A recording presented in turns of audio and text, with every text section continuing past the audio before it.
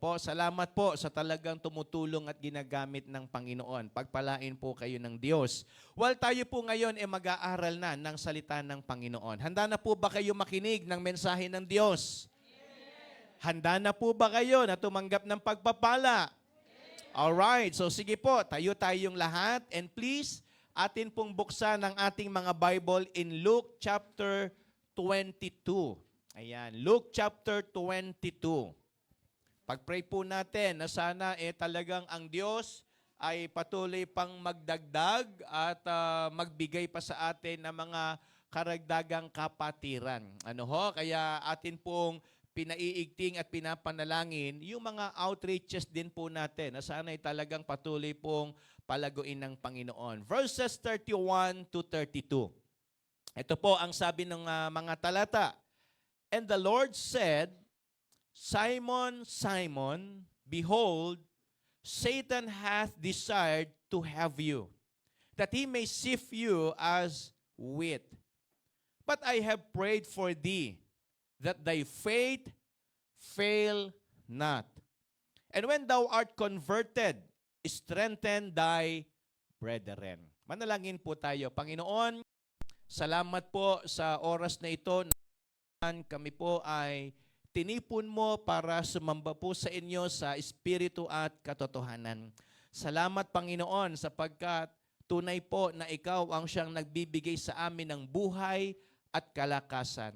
Sa mga oras na ito, Panginoon, dalangin po namin na muli kami po ay inyong katagpuin. Ikaw po, O Diyos, ang mangusap, kumilos sa puso ng bawat isa. Pagpalain mo po ang pagtitipong ito. Pagpalain mo po ang lahat ng aming pong mga kasama, lalo na po ang mga nakikinig ng inyo pong salita. Tunay po, O Diyos, na ikaw po ang siyang magbigay sa amin ng pagpapala. Panginoon, sa iyo po namin inihiling ang kaayusan at ang tagumpay ng serbisyong ito. At sa iyo po namin ibinabalik, Panginoon, ang lahat ng amin pong papuri at pagsamba. Ito po ang aming panalangin sa pangalan po ni Kristo Jesus. Amen. So please be seated. Well, the title of our message for this morning is Strengthen Your Brethren. Napakahalaga po na tayo po ay laging malakas sa atin pong mga kalagayan, physically and spiritually. Hindi ho pwedeng malakas lang tayo sa ating pong physical body at mahina po yung ating spiritual life or yung ating kaluluwa. Hindi naman ho pwedeng yung kaluluwa lang ang healthy, yung ating katawan hindi rin po healthy. So anong ibig ko pong sabihin? Kasi alinman po doon sa dalawa ang hindi okay, mahihirapan po tayong makapag-accomplish ng kalooban ng Diyos.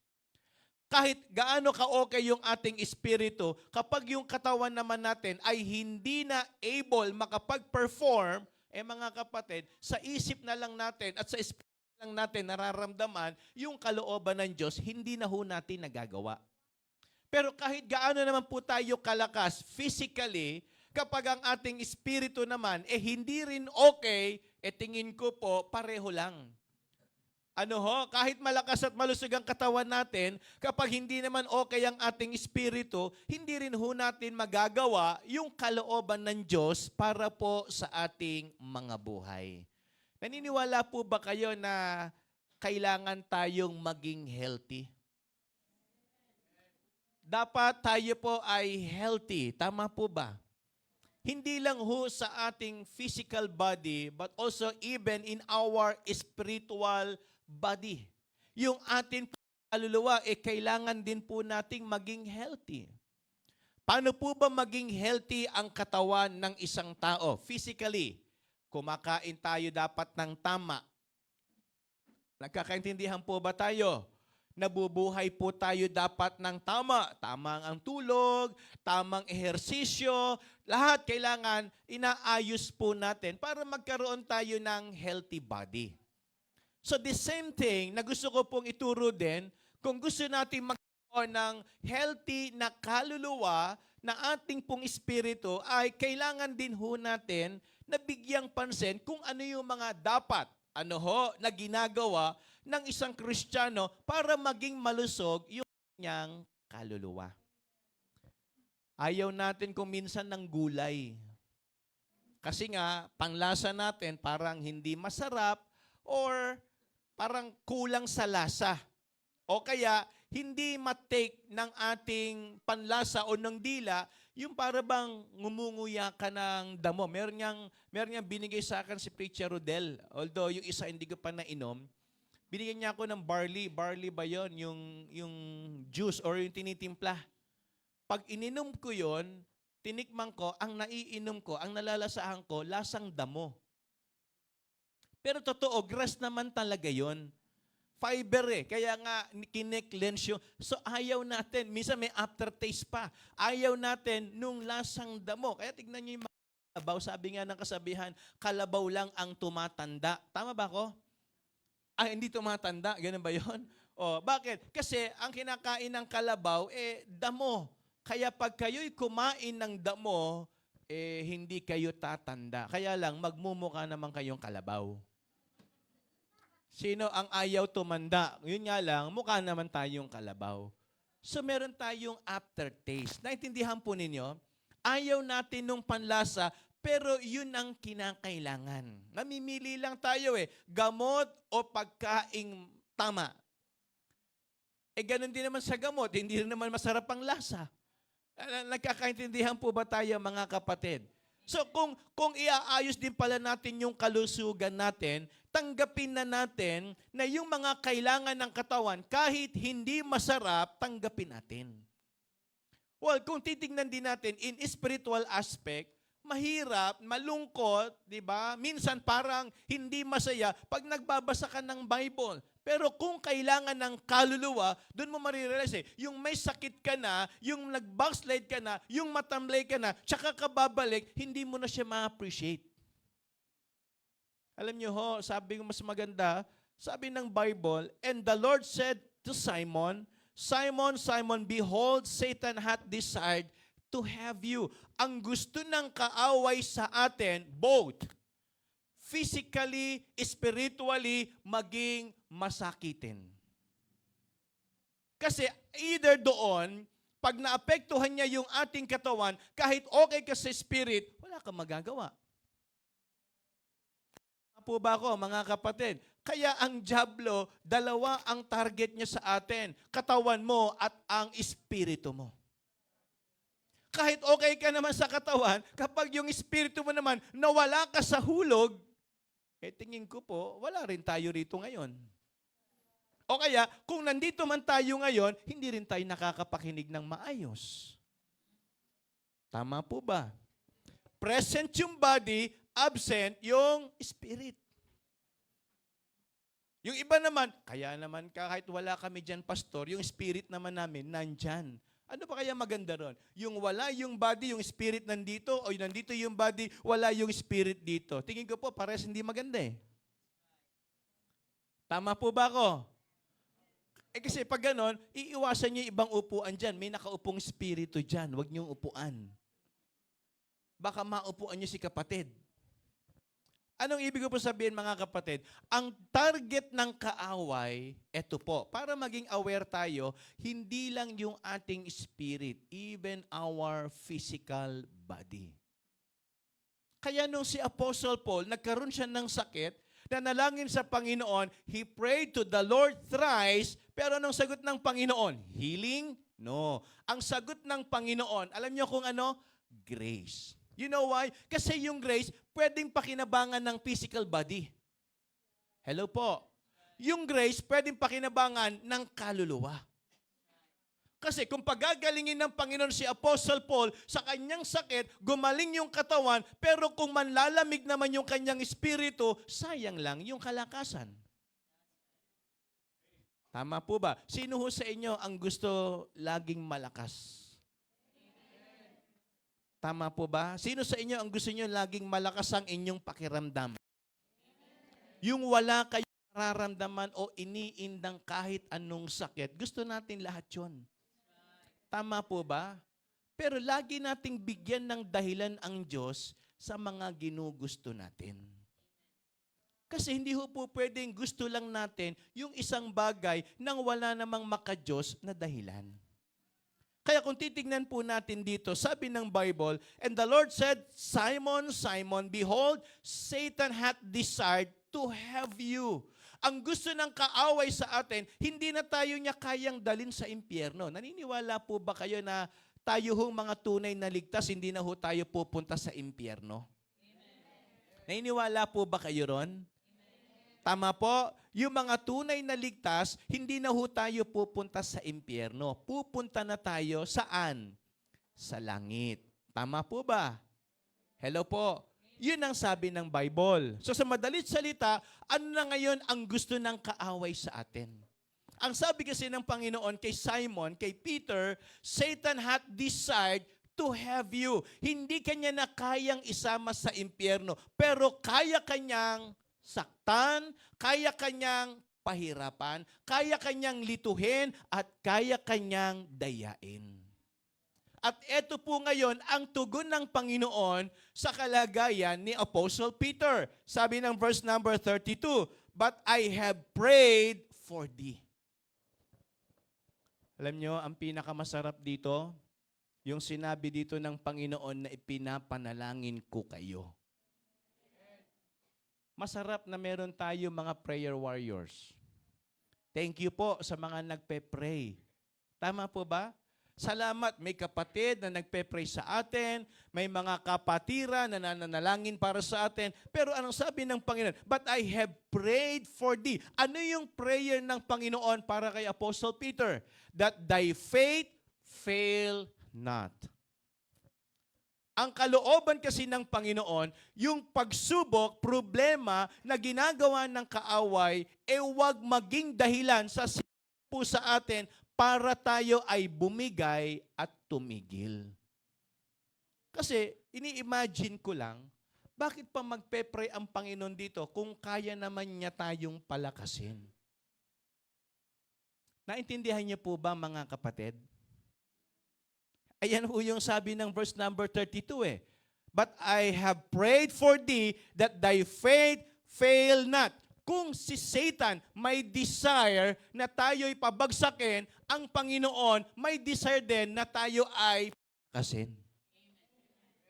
Kaya wag ho tayong pumayag na ang nakikita lang natin puro problema. Wag ho tayong mag-focus sa nararamdaman lang natin sa katawan. Minsan kasi, yun lang ang nakikita natin. May sakit tayo, may kakapusan, may problema, merong hindi pagkakasundo. Minsan doon lang tayo nakafocus. Tama po ba ako mga kapatid? Pag doon tayo laging nakatingin, ano ang magiging reaction natin? Magiging masaya po ba tayo nun? Hello po. Pag ang laging laman ng isip natin, puro problema, ano ho kaya magiging itsura ng mukha natin? Sa palagay po ninyo. Tama, lalabas yung sinasabing stress. Ang totoo, yung stress, hindi naman po yan sakit. Ay, wala po ba kayo? Wala hong sakit na stress. Yan ho ay resulta ng atin ginagawa sa ating katawan. Pinag-isip mo ng gusto yung utak mo, so natural, mai-stress ka. Parang, di ba, wala hong sakit na komplikasyon. Tama, lagi natin nadidinig yan eh. Nako, nagkaroon ng komplikasyon sa puso. Wala hong sakit na komplikasyon. Tama po ba ako? Tama ba ako mga kapatid? Correct niyo po ako kung mali yung sinasabi ko. Wala hong ganung sakit. Yun ho ay resulta na kung ano yung ginagawa natin sa katawan natin. Kaya kapag sinobrahan natin ng pag-iisip sa problema, ano ho mangyayari sa atin? Di ba meron niyang kanta na na-invento yata, na-compose na puro problema, humahaba yung muka. Tama ba ako? May naalala ko, may ganong kanta. Di ba? Ano bang kanta yon? Sige, sa isip nyo, kung alam niyo, isipin nyo na lang, kantahin nyo. Di ba? Pag puro problema, ang nagiging itsura mo na ngayon, itsurang problema. So sa madalit salita, ang sabi ho ng talata, kung ang Panginoon, kung ang kaaway may gustong gawin sa atin, mga kapatid, good news. Ang Panginoon meron ding gustong gawin sa atin. And the Lord said, I have prayed for thee. Ipinapanalangin kita, Pedro, na huwag kang bumigay. Kaya sabihin nyo sa katabi nyo, pinagpe-pray kita. Kasi hindi nyo alam, baka yung katabi ninyo, pabigay na pala. Opo, sino ba naman sa atin ang nakakaalam ng puso ng iba? Wala. Tama po ba? Baka yung katabi mo, huling atin niya na ngayon, ang sasabihin sa Panginoon, Lord, ayoko na. Enough. Tama po ba ko? Minsan hindi lang huyan lumalabas sa bibig natin, pero nasa puso na natin eh. Kasi dala ng hirap, napapagod, nagsasawa, araw-araw na lang, laging puro ganito ang pinagdadaanan ko, enough. But you know, ang sabi ng Panginoon, but I have prayed for you. And the reason why, kung bakit kailangan nating tumayo, kung bakit kailangan nating maging matibay at matatag, ang sabi ng Panginoon, when thou art converted. You know, the word converted here, hindi ho yung from doon sa a sinner, naging saint. Hindi ho yung na-convert. Kung hindi, pag ito ay napagtagumpayan mo, pag ito ay nalampasan mo, pag ito ay natawiran mo, ano ang gagawin mo? Sabi ng verse 32, strengthen your brethren. Amen? Ang purpose pala, kung bakit kailangan nating maging, matatag at mapagtagumpayan yung problema, kasi ang purpose pala nito, sabi ng Bible, maging kalakasan tayo ng iba. Bukod sa tayo ay nakinabang at naging matagumpay, kailangan pala tayo ng mga kapatid natin sa Panginoon. Kaya huwag niyo hong iisipin na kapag kayo ay nasa gawain, pumupunta ng church, pakiramdam ninyo, wala namang kaming halaga. Hindi ho totoo yun. Yung nandiyan kayo sa church, nakaka-encourage po kayo. Pag nagkikita-kita, makikita mo, pumapasok si kuya, si ate, si brother, si sister, si nanay, si tita, nandiyan sa gawain, pumupunta. Ang hindi nyo alam, sa puso ng mga nakakakita, napakalaking encouragement. Kaya sabihin mo sa katabi mo, mahalaga siya. Sabihin mo sa katabi mo, huwag kang mawawala.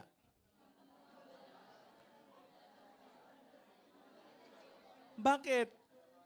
Ang totoo, hindi ba kayo masaya nakikita natin yung mga kapatid natin sa Panginoon?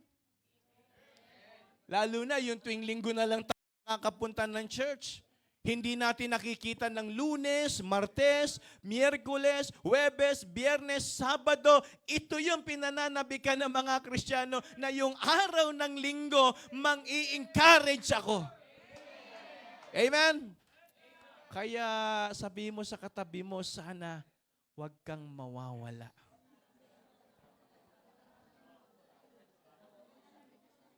Pero ang totoo niyan, nakaka-encourage na nakikita tayo sa gawain ng Diyos. Kesa naman ang nakita mo yung 4 na sulok lang ng bahay ninyo, opisina ninyo, eskwelahan ninyo, at least pagdating dito, iba-ibang muka ang nakikita natin. Mga mukang masaya. Try nyo nga, tingnan yung katabi nyo kung masaya. Sabi ko, masaya, huwag nyong takutin. Tinatakot nyo inaangilan nyo. Pero sa totoo lang mga kapatid, napakahalaga na tayo po ay nakaka-encourage at nang i-encourage. You know, kailangan lang ho nating maging mapagbantay. Alam niyo kung bakit? Because in 1 Peter chapter 5 verse number 8, the Bible says, be sober, be vigilant, because your adversary, the devil, Satan, as a roaring lion walketh about, seeking whom he may devour. Kasi ang diablo, ito yan. Hindi ka naman niya tatakutin. Naintindihan niyo yung sinasabi ko? Pag ginawa ni Satan yon, hindi ho tayo mabibiktima ni Satan. Kasi pag tinakot niya kagad tayo, ang tendency, ano gagawin natin? Tumakbo. Hindi niya tayo madadaya. Bakit? Tumakbo na tayo So ang ginagawa ng kaaway ganito, iikot yan, titingin yan, at magbabantay sa buhay natin, at ang gagawin yan, sabi nga ng Bible, sabi ng Apostle Paul, transforming as an angel of light. Hindi siya aatake ng mukhang nakakatakot. Hindi siya aatake ng maduduwag ka sa kanya, kundi aatake siya na parang titignan mo siyang kaibig-ibig at gustuhin. Kasi hindi niya tayo mabibiktima eh. Tama po ba? So kapag hindi tayo naging aware sa paraan ng kaaway, ang mangyayari niyan, hindi natin namamalayan na yung purpose ng Diyos sa buhay natin nadidefeat na pala. Kasi nga, hindi na ho tayo na-encourage at hindi na rin tayo nakaka-encourage. Dalawa ho kasi ang dapat maranasan natin sa ministry. Yung hindi lang ho ma-encourage tayo, kundi tayo rin po maging encouragement sa iba. Tama po ba mga kapatid?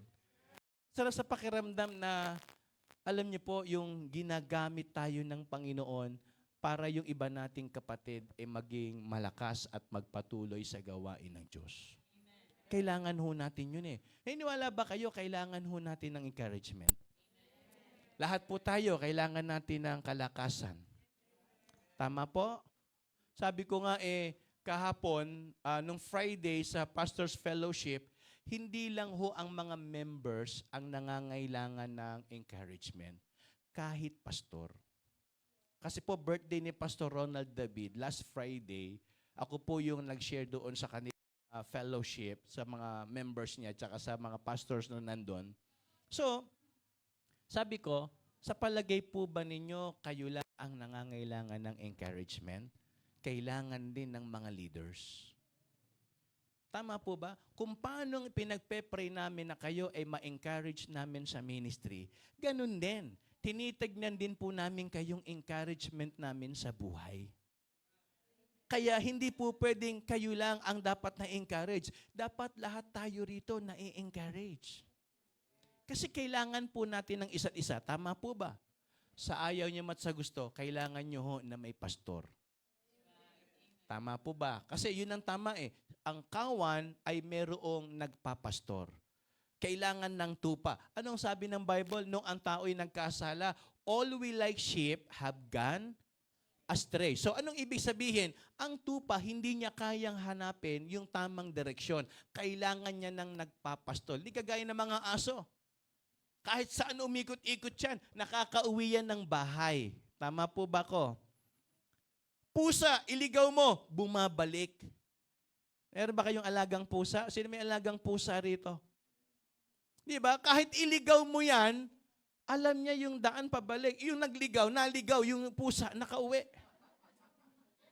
Di ba? Sabi nung asawang babae, honey, iligaw mo na nga yung pusa na yan. Inilipat niya na isang kanto, bumalik siya, sabi niya, okay na, honey. Nailigaw ko na yung pusa. Kinabukasan, nandun na naman yung pusa.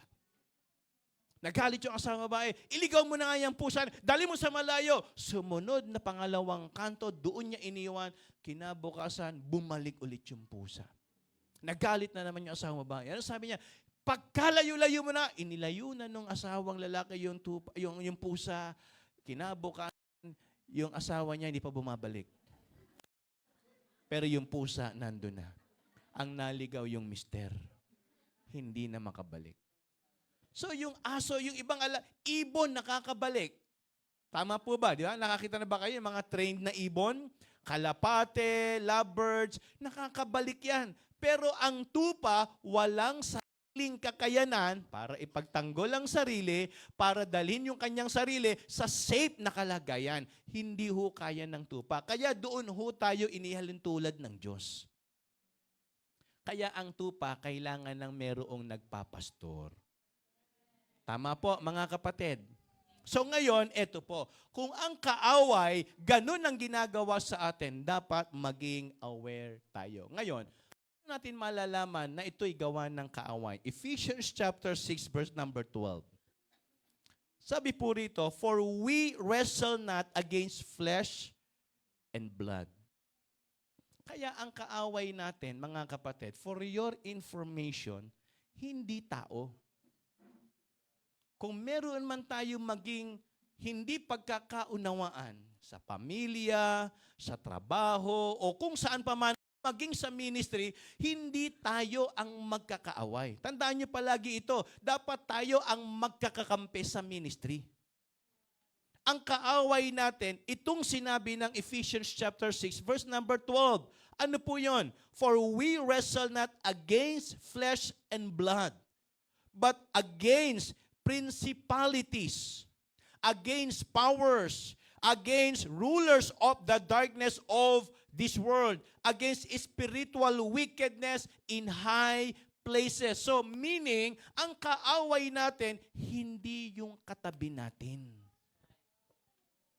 Hindi rin yung mga nagpe-persecute sa atin. Hello po. Kaya kung kayo po ay under pressure, persecuted, hindi ho sila ang kaaway. Ginagamit lang sila ng kaaway. Baka minsan nakakalimutan natin dahil umatin ng church, sa kanila na tayo nagagalit. Dahil ayaw tayong payagang mag-serve, magsuko ng buhay, sa kanila tayo nagagalit. No, hindi sila ang kaaway. Yung dyablo na gumagamit sa kanila. Meron ba dito na pinipigilan ng loved ones? Meron ba dito binubuli ng mga kaibigan, loved ones, 'di ba? Mga kabarkada noon. Meron ba dito sa atin ganun? Hindi sila ang kaaway natin. Ginagamit lang sila ng dyablo. Ang kaaway natin, itong sinabi ng Bible na principalities, powers, and rulers of darkness. And that is the devil. Kaya mga kapatid, ito ang dapat nating gawin. 2 Peter chapter 1 verse number 10, wherefore the rather, brethren, give diligence to make your calling and election sure. For if you do these things, listen, kapag ginawa daw natin, ginampanan natin yung ating tawag o panawagan sa Panginoon, ang sabi ng Bible, ye shall never fall. Kapag tayo ay nanatiling nakatayo, ang sabi ho ng Biblia, tayo raw ay magiging kalakas ng iba. Kaya in Romans chapter 15, verse number 1, we then that are strong ought to bear the infirmities of the weak and not to please ourselves. Kung sino ang malakas, siya ang magpalakas. Tama po ba? Kung sino ang strong, siya ang magbigay ng strength. Kaya wag ho yung maging ang mentality natin, yung walang pakialam sa iba. Ang tama, ipanalangin, mahalin, alalayan, suportahan, tulungan na makabalik at makapaglingkod sa gawain ng Panginoon. And 3 things that I would like to share with you this morning. Number 1, encourage your brethren. Strengthen your brethren with what you have experienced with Jesus. Matanong ko po kayo po ba meron ng naranasan sa buhay ninyo na maikukwento ninyo na maganda o mabuting ginawa sa inyo ng Panginoon? Meron po ba kayong karanasan na masasabi po ninyong ito yung naranasan ko nung ako ay nasa Panginoon na? Meron po ba kayong magandang kwento? Okay. Kasi ito ho, sabi ng John chapter 6, verses 67 to 69, then said Jesus unto the 12, will you also go away? Kasi that time, ang Panginoon nagpakain ng libo-libo. Naniniwala po ba kayo na ang Panginoon mabuti sa ating lahat? Naniniwala po ba kayo ron na ang Diyos ay tumutugon sa pangangailangan natin? Sino ho sa inyo ang naniniwalang matapat ang Diyos? Taas ang kamay. Sino ho sa inyo ang nakaranas na ng katapatan ng Diyos? Taas po ang kamay ulit. Naranasan niyo yung faithfulness ng Panginoon sa buhay ninyo. Na-experience niyo mismo. Kayo mismo, yung katapatan ng Diyos, ni minsan talaga hindi nagkulang. Tama po ba ako? Naranasan natin lahat yan. Amen? Kung totoong naranasan mo yan, say amen. Alright. Sabi ng verse number 68, Then Simon Peter answered him, Lord, to whom shall we go? Bakit kami aalis? Bakit kami pupunta sa iba? Ang sabi ng Bible, Thou hast the words of eternal life. Amen? Nasa iyo ang salita ng buhay. At ang sabi niya, And we believe and are sure that Thou art that Christ, the Son of the living God. So, ibig sabihin, yung atin pong mga naranasan sa Panginoon. Alam nyo, ito hong chapter na ito, ito hong ating main passage in Luke chapter 22, kasama nila rito ang Panginoon. Miracles, pero dumating pa rin sa punto na ang sabi ng Panginoon sa kanila, hindi porkit nakikita nyo nagpe-perform ako ng miracle, hindi na kayo aatakihin ng kaaway. Naniniwala ho kayo na ang Panginoon nagpapagaling. Naniniwala po kayo na ang Panginoon nagpapakain ng libo-libo. Naniniwala po ba kayo na ang Panginoon bumubuhay ng patay? Tama po ba? Meron hong pangyayari sa Bible, ang Panginoon bumuhay ng patay, nagpagaling ng may ketong. O, sino ho may ketong dito? Walang aamin. Tama. Pero sa Panginoon, ang ibig ko lang sabihin, sa Panginoon, kahit malalang problema o sakit, walang imposible. Tama po? Walang imposible sa Panginoon eh. Ngayon, ito ho ang tanong. Yung bang naranasan natin, bakit ba ito pinaranas sa atin ng Panginoon? Kasi, kaya mo yan naranasan, sila, nung kasama ng Panginoon, naranasan nila na sila'y nagutom. Naranasan nila na nagkaroon ng unos sa karagatan. Naranasan nila na sila po ay pinersecute. Pero lahat ng kanilang experience, yun pala ay mayroong dahilan. Tayo ho sa ministry, naniniwala po ako, yung mga pinagdadaanan nating pagsubok, hindi ho yan problema lang para subukin ang ating pananampalataya. Yan po ay pwede nating gamitin sa iba kapag yan inalampas natin. Kasi simple lang yung naranasan natin sa ministry, pwede nating ikwento. Tama po ba? Okay. Nung nagsisimula kayo sa ministry, gaano ba kadali ang pagsisimula? Hindi ba dumating sa atin na medyo nagda-doubt tayo? Ito ba gagawin ko? Dito ba ako? Ganito ba? So tapos, ito na. Yung nagsisimula ka, biglang merong aatake. So lahat ng naranasan natin sa Panginoon, pwede natin ngayong gamitin. Alam mo, ganyan din ako noon nung nagsisimula sa church. Tama po ba ako? Kaya, yung mga pinagdaanan natin sa buhay, sa ministry, pwede yang maging encouragement ng iba. Kasi tignan nyo, mararanasan ba ni Apostle Peter itong verse number 31? And the Lord said, Simon, Simon, behold, Satan hath desired to have you. Sa palagay ninyo, ano ang naglalaro sa isipan ni Satanas? Bakit niya gusto niyang kunin yung mga Kristiyano? Sa palagay po ninyo, bakit gusto ng kaaway na tayo ay bumalik sa kanyang mga kamay? Sa tingin lang po ninyo. Gusto niya tayong pagpalain? Gusto niya tayong tulungan? Gusto niya tayong i-encourage sa ministry? O gusto niya tayong sirain? Hello po. Nandiyan pa po ba kayo?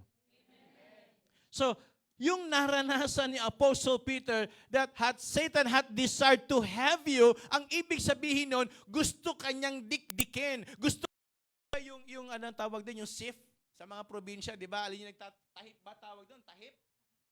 Yung bilaon na may mga bigas, palay, tinatahipan, tahiban. Tahip. Di ba? Yung pag ginanyan mo, inaano mo sa hangin. Pag ginanyan mo, yung ipa na walang laman, yung palay na walang laman, hihiwala yon. Tama po ba ako? Ang gusto kasi ng kaaway, bawat isa sa pag inangat itong bilao ng GLBC, hihipang kanya, ang gusto niya, humiwalay ka. Hello? Among the 12, ang gusto ng Panginoon, ni Satan, kay Peter, humiwalay ka. Because kilala niyo naman kung sino si Apostle Peter. Peter, James, and John. Sila yung nasa bosom ng Panginoon. Hello po. Basahin niyo ang Bible. Ang ikot ng istorya ng 12 apostles na kanino? Peter, James, John. Kaya kung tayo lalo pat ginagamit sa gawain ng Diyos, pili talaga niya tayo itatahip, ihahagis, at initignan kung tayo ay tatangayin ng sitwasyon. Hello po. Kaya ang prayer lagi ng Panginoon, huwag kang mawawala. Mag-stay ka dyan sa bilaon ng Panginoon. Amen? Pero palala kasi ni Satan, yung hangin. O, sige, kung may lamang ka, hindi ka mawawala. Amen? Ang nawawala, yung walang laman. Anong kailangan natin? Dapat lagi tayong busog ng salita ng Diyos. Kahit gaano tayo ka-okay physically, pag wala naman tayong Word of God at bitter tayo sa buhay, hindi tayo mawala. Okay. Isipin nyo to. Sino ho sa atin ang hindi namumroblema sa bayarin? Pag wala kayong problema sa bayarin, share ko ho sa inyo yung bayarin namin. Kung talagang mahal nyo kami. Sino ho sa inyo ang hindi namumroblema sa mga pang-araw-araw na gastusin? Sana all. Tama po ba? Sino ho sa atin ang hindi namumroblema sa kalusugan? Siguro mga bata, wala pang problema dyan. Tama po ba ako? Itong mga batang kasama sa church, ang alam lang nito, magtatakbo, di ba? Magharutan, magganito. So, wala pa silang iniindang sakit. Pero, aminin natin, problema natin sa araw-araw, hindi yan nauubos. Tama po ba? Ngayon, kung ganun pala, ang gusto ko lang pong itanong, ano ang reaksyon natin pag may ganun tayong sitwasyon?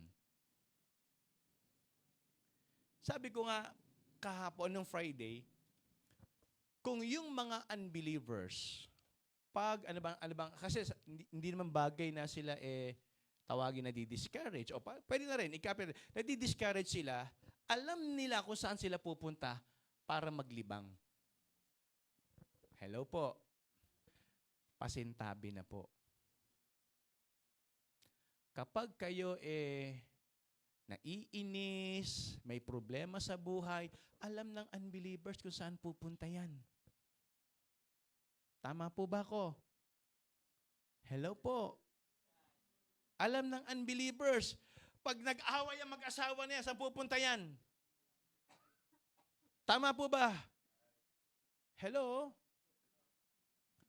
Pag nainis, pag mayroong kaaway. So, pag sila'y namumroblema sa buhay, alam nila kung saan pupunta. Ang Kristiyano kaya, pag may problema, saan pupunta?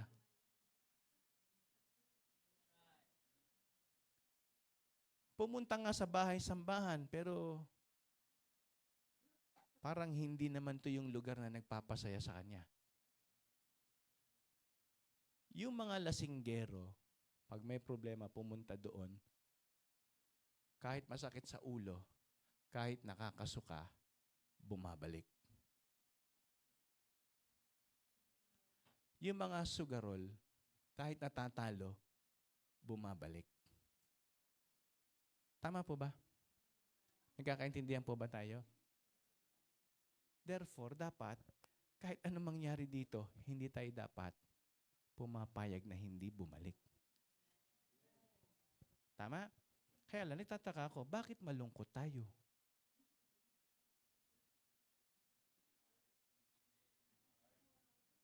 Meron bang natatalo sa gawain? Meron ba? Ang church is hindi husugalan. Ang church ay hindi inuman. Ang church ay hindi lugar ng paglilibang. Ang church ay lugar na kung saan pwede kang pagpalain. Ngayon, kung ang isip mo nakasara, umatin ako, hindi ako umatin, parehas lang. Ang may problema, hindi ang Diyos. Ikaw. Kasi ang nakikita mo, lagi ang blessing, solusyon sa problema mo. Tama? Ang gusto kasi natin, pag may problema tayo, karaka-raka, solusyonan ng Diyos. Baka nakakalimutan nyo, ang problema, paraan ng pagtuturo ng Diyos. Baka nakakalimutan nyo, ang problema, resulta rin ng ginagawa natin sa buhay natin. Okay. Nung tinanong ako ng doktor ko, sabi niya, oh, sige, naninigarilyo ka ba? Hindi naman niya alam kung pastor ako. Umiinom. Kasi ang doktor bakit ka na-high blood? Umiinom ka ba? Hindi ho, ex. Naninigarilyo ka ba? Hindi ho, ex. Susugal ka ba? Yung mga dahan-dahilan. Sabi ko, ay, doktora, pastor po ako. Ah, pastor ka pa. O, sige. Nagpupuyat ka ba? Opo. Mahilig ka ba sa matamis? Hindi po ako makasagot, Doc. Sabi ko sa kanya, hindi, mahilig ka sa ano? Ano po? Kape po. Pero anong kape mo? Starbucks. Ah, kaya pala. Tama? Bago tayo ma-discourage dahil nagkasakit tayo, sipin mo muna, baka ikaw may kasalanan. Tapos pagdating sa ministry, sisisihin mo, nung nagsuko ako ng buhay. Bago ka nagsuko, lasinggero ka Hello? Tama po ba? Bago ka nagsuko, sugarol ka Nagpupuyat ka, hindi ka umaalis ng lamesa, upuan. Magdamag ka ng susugal. Tama po ba ako?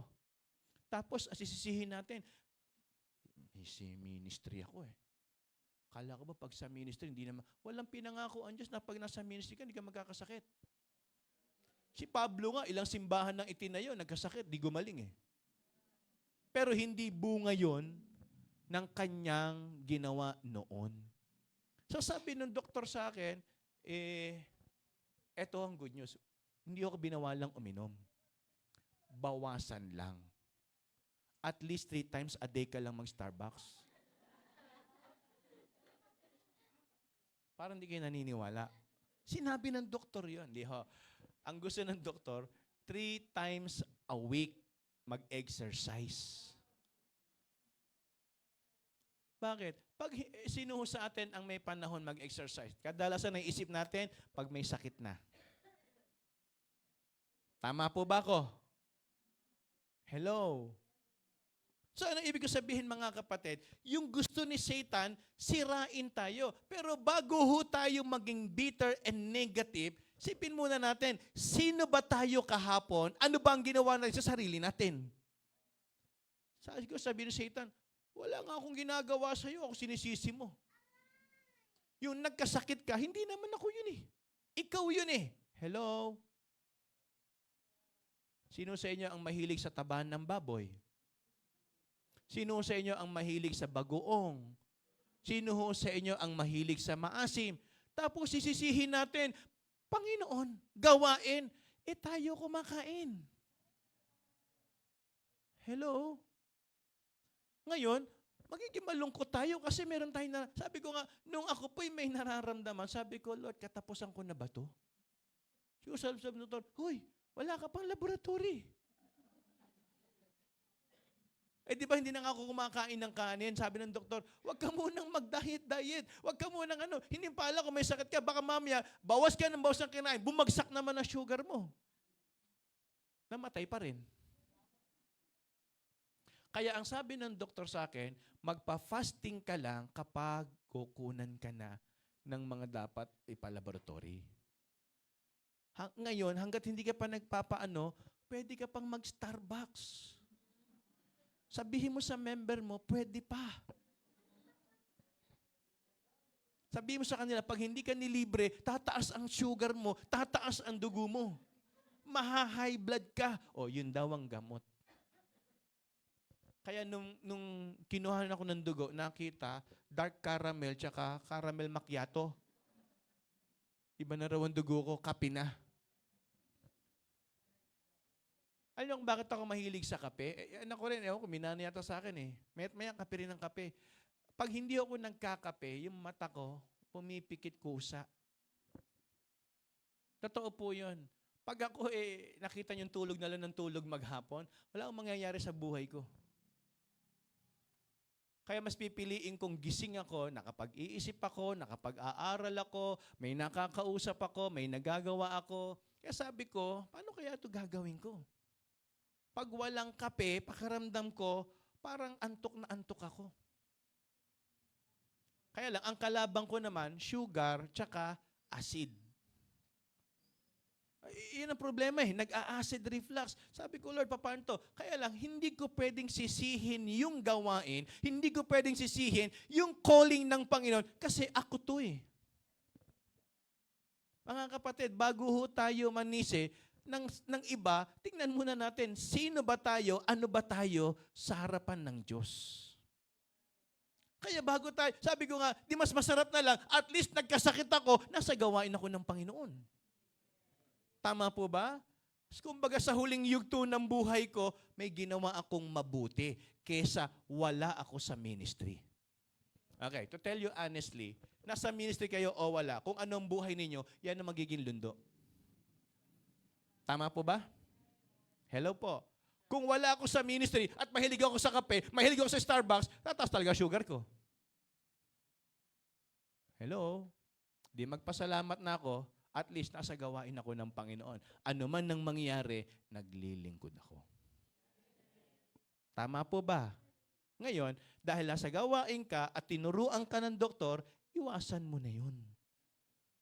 Sabi ng doktor, once a day na lang.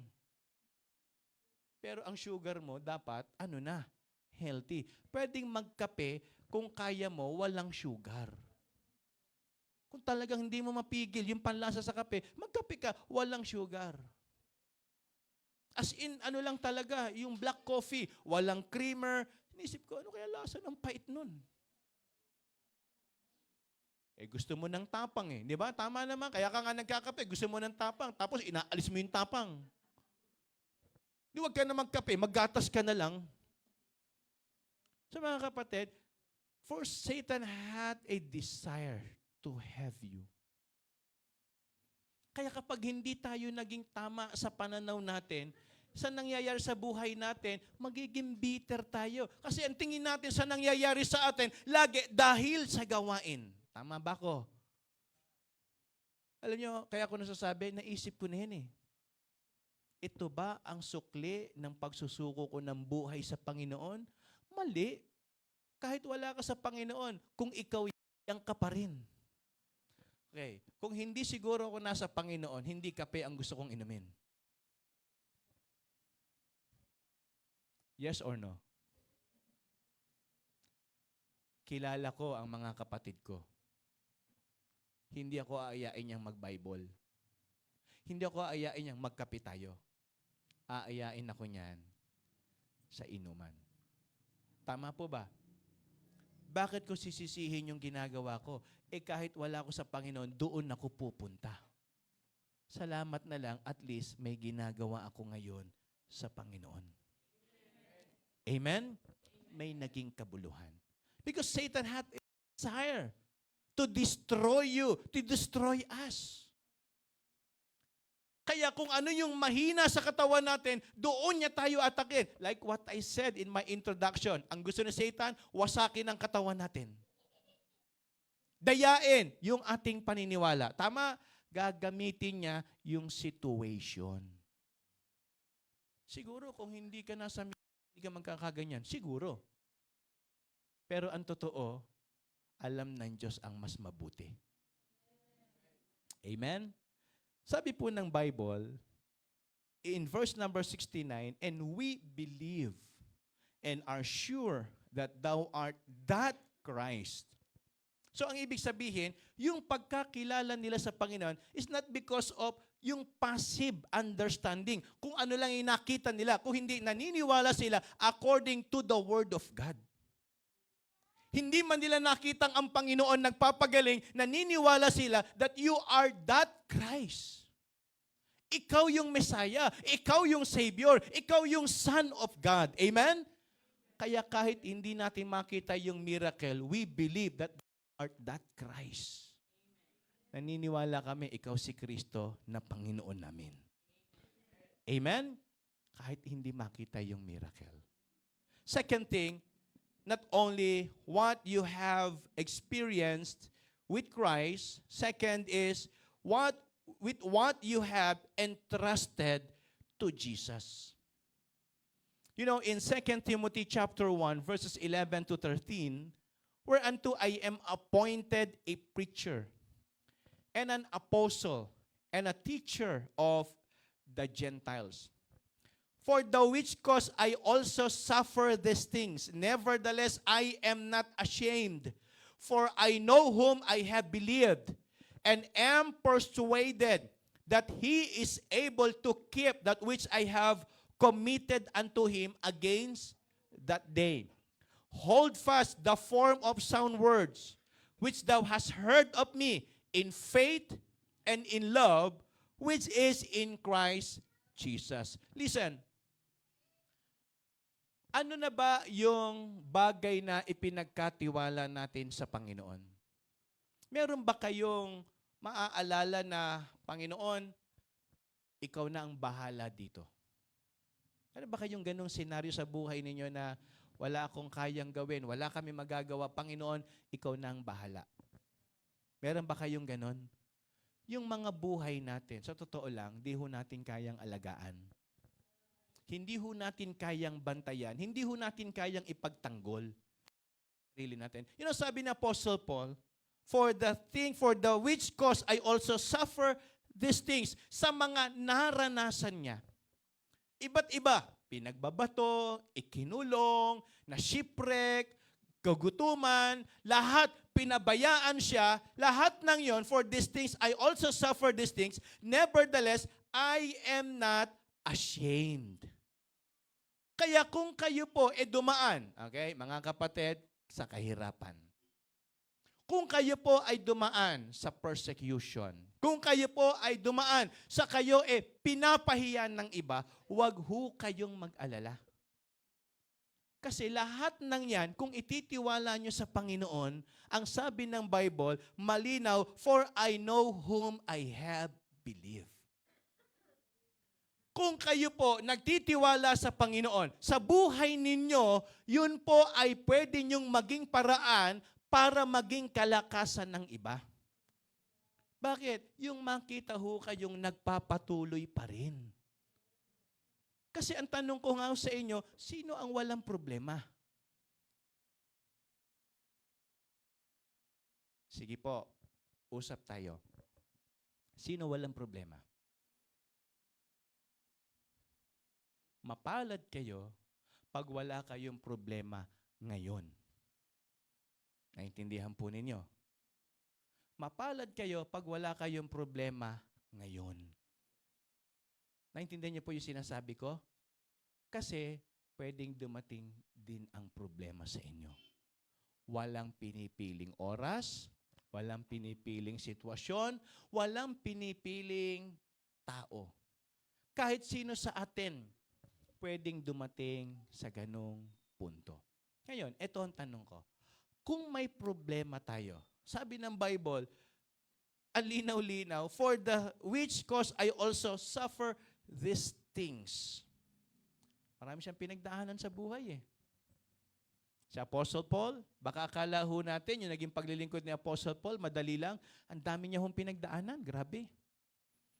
Kinulong, pinagbabato, hindi pinakain, walang nag-support, naranasan niyang magtrabaho kasi walang nagsuporta sa kanya. Iniwan ng mga tao. Di ba? Naalala si John Mark? Iniwan siya Marami mga nakasama niya sa ministry, iniwan din siya. But sabi niya, for the which cause I also suffer these things. Nevertheless, I am not ashamed. The word ashamed is not nahihiya. The word ashamed is hindi ako nagda-doubt. Naintindihan po ninyo? Because I know whom I have believed. Kasi kilala ko ang Panginoon na pinaglilingkuran ko. Therefore, sino ang kausap niya rito? Ito po ay letter para kay Timothy. Andiyan pa po ba kayo? Sulat ni Apostle Paul para kay Timothy. Ano ang ginagawa ni Apostle Paul kay Timothy? Ini-encourage niya sa lahat ng mga naranasan ko. Alam mo, natutunan ko, magtiwala sa Panginoon. Kaya kapag nandito ka sa church, ang hindi mo namamalayan, nagpapatuloy ka despite ng may problema. Yun ang strength ng iba. Kung iniisip ko ako lang may problema sa katawan, maraming may sakit. Kung iniisip ko, nangangailangan ako ng pambayad, maraming nangangailangan ng pera. Hello po.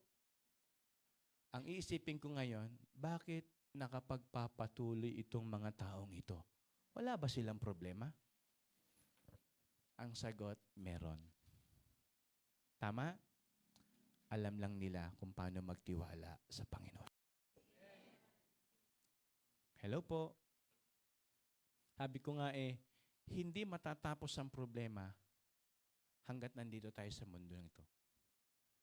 Actually, ito hindi talaga ito dapat ang preaching ko. Ang preaching ko is patungkol po sa pangyayari sa mundo.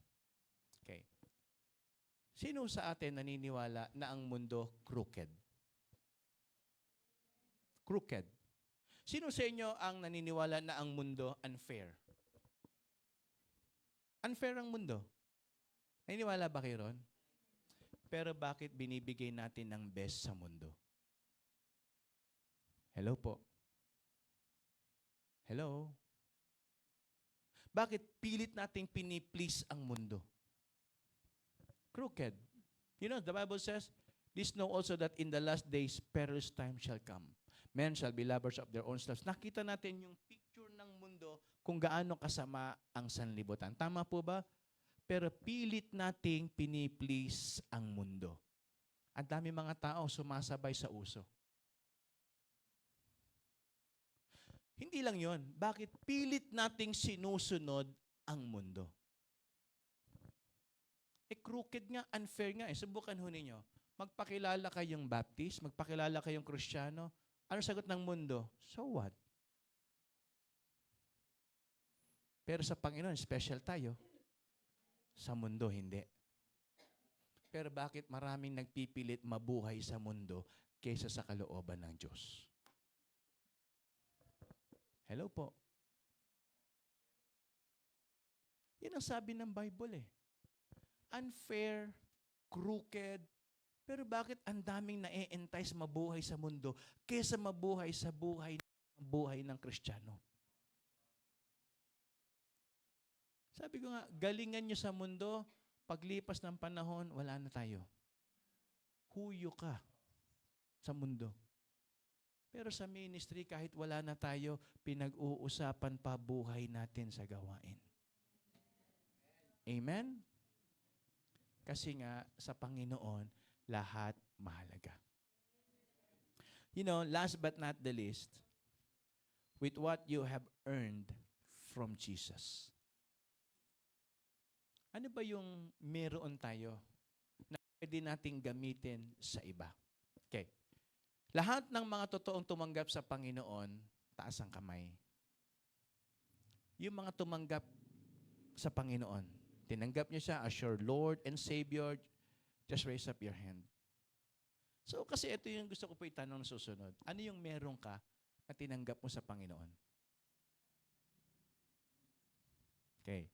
In Matthew chapter 17, verses 27 to 30, then answered Peter and said unto him, Behold, we have forsaken all and followed thee. What shall we have therefore? iniwan ko yung dati kong paniniwala. Iniwan ko yung nakalakihan ko. Iniwan ko yung dati kong buhay at sumunod sa iyo, Panginoon. Ano ngayon ang meron ako? Ito ho. And Jesus said unto them, verily I say unto you, that you which have followed me in the generation, generation, when the Son of Man shall sit in the throne of his glory, ye also shall sit upon 12 thrones, judging the 12 tribes of Israel. Okay. Ngayon sabihin sa akin na walang kabuluhan ang pagiging Kristiyano. Ano sabi ng Panginoon? Ano iniwan natin? Bahay, trabaho, career, etc. Pero anong kapalit? Hello po. Naintindihan niyo po ba yung verse number 28? Kayo nga po ang bumasa.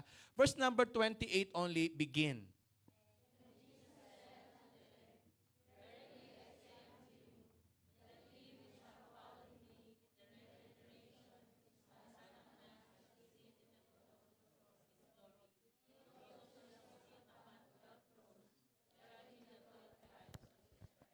Ulitin po natin, wala pang alas 12, hindi pa kayo gutom. Parang naghihingalo na po kayo. Verse number 28, begin.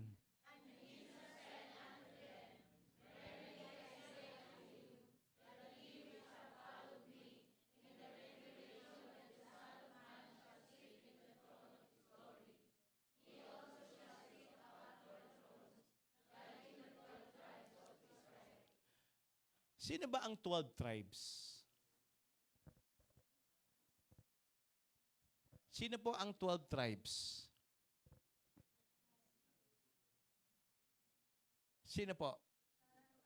Yung mga anak ni Jacob. Yan po yung lahi ni Levi, ni Benjamin, di ba? Yan yung chosen nation. I said chosen nation. They are special sa Diyos. Tama po ba? But look at the verse that you which have followed me. Sabi nyo, iniwan nyo ang lahat, barkada, kasalanan, career, etc. Nisip nyo, what do we have therefore? Yan ang tanong ni Apostle Peter eh. Iniwan ko negosyo ko eh. Iniwan ko yung pangingisda eh. Iniwan ko yung kabubuhay ko eh. Iniwan ko yung masaya ko eh. Sumunod sa iyo, Panginoon. Ano naman ang meron ako? Sumagot ang Diyos. Ang sabi niya, that you which have followed me in the regeneration when the Son of Man shall sit. Pag naupo na ang Panginoong Jesus, kasama niya kayong uupo, hahatol sa mga espesyal na tao. Naintindihan niyo po ba yun? Alam niyo po ba kung anong ginawa ng Panginoon during the Old Testament time? Lahat ng pabor binigay sa Israelites. Tayo, mas favorable. Bakit? Yung special sa Panginoon, hahatulan natin. Mas mataas pa tayo sa kanila. Meaning, kung special sila, mas special tayo sa Panginoon.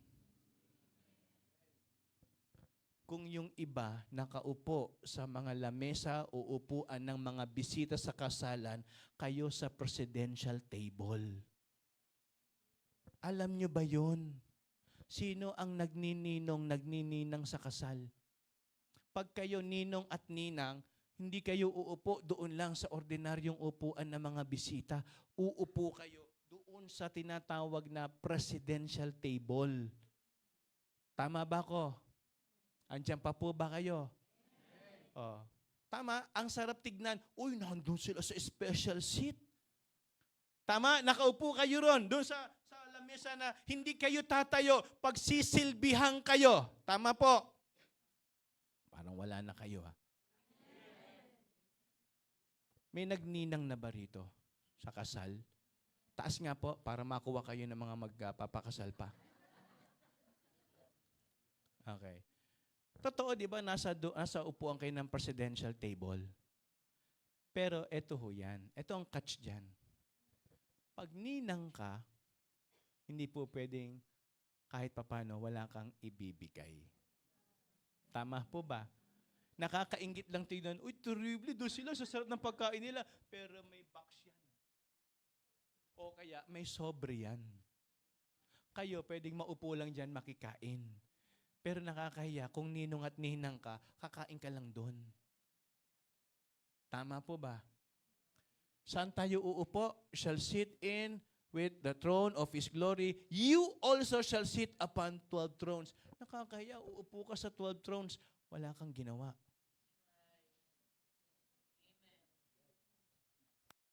Paano mo i-judge ang bayan ng Panginoon ni hindi mo nga alam kung paano mag-pray? Ni hindi mo nga alam kung paano magbigay? Ni hindi mo nga alam kung paano magbuklat ng Bible? Paano ka hahatol ng mga special people? Masarap yung nandun ka sa presidential table, pero hindi mo alam kung ano ang responsibilidad ng isang ninong at ninang. Hindi ka rin pwede magsuot ng ordinaryo lang. Nakakahiya. Tama po ba? Hello po. Kailangan pag lumakad ka rin, parang lakad yayamanin. Kasi bukod pa sa mga, kayo lang yung may lakad na kakaiba eh. Tama ba ako? Nagkakasal ako eh. Di ba? Pag nagpapakasal, ganun gagawin. Lakad. Lakad talaga, akala mo, hiniram ko lang to, hindi ako pwedeng kumilos. Baka mapunit tong damit ko. Magalit yung hiniraman ko. Kaya pala dahan-dahan kumilos, kasi baka magasgas. So, soli ko pa to. Tinamaan yung mga nanghihiram. Di ba? Tama. Uupo kayo, akala nyo sa bahay, gano'n talagang napakahinhin maupo. Baka masabit sa pako eh. So, soli ko pa to, yari ako. Hindi naman ako mauulit. Ano yung sabihin mga kapatid? Akala natin maganda lang, pero meron niyang obligasyon. Mga kapatid, kung uupo tayo sa trono na yon, wag naman ho tayong parang walang kakayanan na humatol sa kanila. Okay, to tell you honestly, not only the 12 tribes, even angels. Alam niyo po ba yon? Tayo rin nanghahatol sa kanila. Yung mga sumama kay Satanas, mga kapatid, hahatulan ng mga Kristiyano. And try to imagine that. Tapos sabihin mo, wala naman pala nangyari sa akin. Iniwan ko. Meron. Dahil meron kang special seat sa langit. Hindi baliwala ang pinaglingkod mo sa Panginoon. Amen? Kaya magpatuloy tayo kahit mayroong problema. Amen? Magpatuloy tayo kahit may nang iinis sa atin. Magpatuloy tayo kahit wala na tayong kasama. Nangangako ba kayo na kayo magpapatuloy sa Panginoon? Kahit kinuha na po kami ng Panginoon, ni-rapture na kami, magpapatuloy pa rin kayo rito. Sino ho ang nangangako na kapag kami inalis na ng Panginoon, ni-rapture na kami at naiwan, magpapatuloy pa rin sa Panginoon? Taas ang kamay. Si Ate Nelly. Sino pa po? Ninang Flor. At least mga matatapat sila. Ulitin ko po yung tanong ko. Sino sa inyo nangangako na magpapatuloy kayo sa Panginoon kahit ni-rapture na po ang lahat ng Kristiyano? Taas ang kamay. Sabi ni Ate Nelly. Kasi inintindi niyo po si Ate Nelly, may iniintay pa yan. Hindi niya ipagpapalit yon kesa sa rapture. Tama ba ako, Ate Nelly? Ano po pipiliin nyo? Rapture o yung coming niya? Tayo, iniintay natin rapture. Siya, iniintay yung coming. Kaya sabi ng Tinelli, nangangako naman siya, magpapaiwan siya. At ipagpapatuloy ni Ate Nelly ang gawain. Sipin nyo, antindi, no? At least tapat siya, tapat kayo, ha? At talagang hindi nyo iiwan ng GLBC. Kaya lang, ni-rapture na lahat ng Kristiyano, eh. Pag naiwang kayo, ang masasabi ko lang, Sus Mariosep, kawawa naman yung naiwan. De joke lang po, mga kapatid. Pag Kristiyano, kukunin na po tayong lahat. Ang maiiwan dito, unbelievers. iwan nyo na yung mga utang nyo sa kanila, bahala na kayo dyan, kinuha na kami ng Panginoon. Hindi, ang totoo niyan mga kapatid, kailangan nating magpatuloy. Despite ng difficulties, problems, etc., kahit ano pa yan, ang tama, makita tayong nagpapatuloy sa gawain ng Diyos. Para mangyari yon, strengthen your brethren. Kasi ang totoo, kahit ako, sabi ko nga, nung may sakit ako, nararamdaman ko yung panghihina ng katawan. Ewan ko, parang minsan, kung nararanasan yung pag tumataas sugar, yung parang lumalabo yung paningin. Totoo po, yung parang lumala. Pero pag inaabot sa akin pera, lumilinaw mata ko eh. Sabi ng doktor, Pastor, mukhang hindi sugar problema mo. Pera. Kasi lumilinaw mata mo eh. Ay, tawa kayo ng tawa kayo, ganyan din kayo. Okay. Kaya natin kakayanin, bukod sa tulong ng Diyos, nandiyan kayo. Tama po ba? Aminin natin, masarap makita yung mga kapwa natin mananampalataya. Kahit may naging diferensya, kahit hindi nagkakauna, kahit hindi nagkakamustahan palagi, masarap pa rin. Pamilya. Kahit magkapatid nag-away, sisilakbo pa rin ang dugo, masaya pa rin ako makita kapatid ko.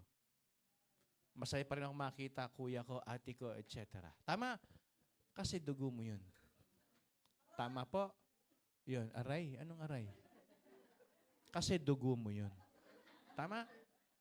Pero pag pinag-usapan natin, pamilya sa church, mga kapatid, simple lang. Hindi lahat dito sobrang magkakakilala. Pero yung espiritu nyo, espiritu ko. Magka-espiritu tayo lahat. Tama po ba? Kagalakan natin na makasama ang bawat isa. Para sa ating pong paglulundo, sabi ng Galatians chapter 6 verse number 2, bear you one another's burden. Willing ba kayo na magpasan ng bigat ng iba? Hindi mangyayari yan kung hindi tayo magpapalakasan sa isa't isa. Bakit ko kailangan tulungan yung kapatid ko? Nahihirapan din ako. Hindi mo siya tutulungan para gumaang. Tutulungan mo siya kasi utos ng Panginoon. Sabi ng Bible, and so fulfill the law of Christ. Amen? Kaya sabihin mo sa katabi mo, huwag kang mawawala. Sige po, sabihin mo, huwag kang mawawala.